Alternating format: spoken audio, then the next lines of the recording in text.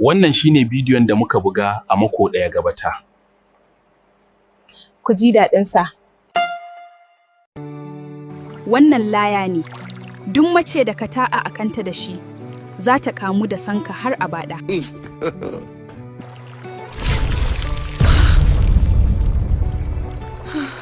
God have mercy upon us. Ina son ka, baby.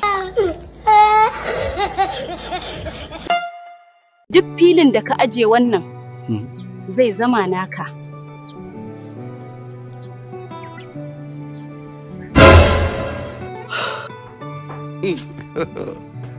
Me yasa ka jefa shi anan? Saboda ina son filin nan. Hello.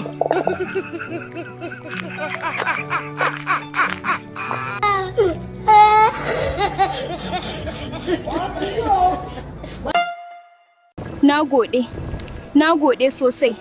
Ka ceci rayuwata. Ba zan taɓa mantawa da kai ba, har abada. Dan Allah, matsa kaɗan mana. Wannan katakon zai ɗauke mu duka. Waye ce maki ina so na sadaukar da rayuwana?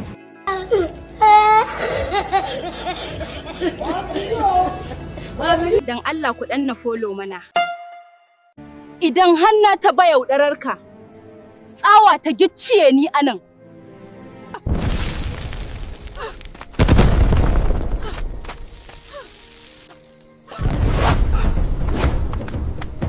Ina zaka, zo kai makarantu mana.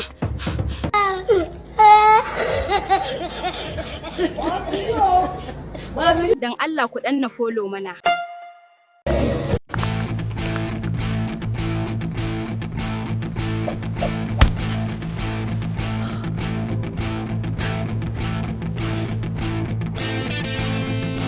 A few moments later. No.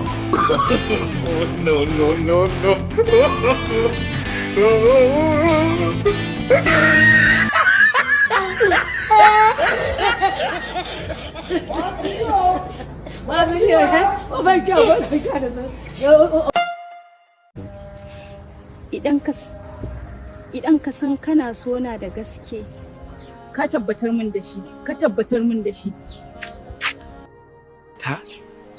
Ta yaya zan tabbatar miki?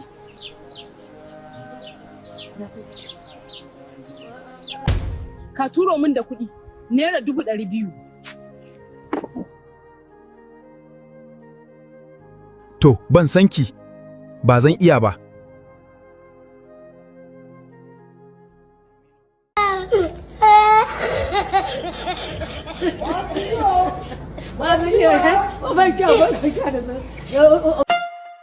Me yasa ka aikata haka? Ka faɗa mini gaskiya, wallahi ban da wani niyya mara kyau. Ki gafarta mini. Kullum sai ka zo da uzuri.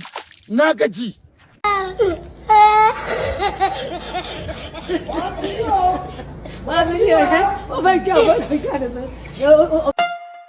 Cece kule, cece kofisa langa, kakashi langa, adende. Cece kule, cece kofisa langa, kakashi langa, adende, hey. Idan kun ji daɗin bidiyon, Kar mu manta, ku yi subscribing.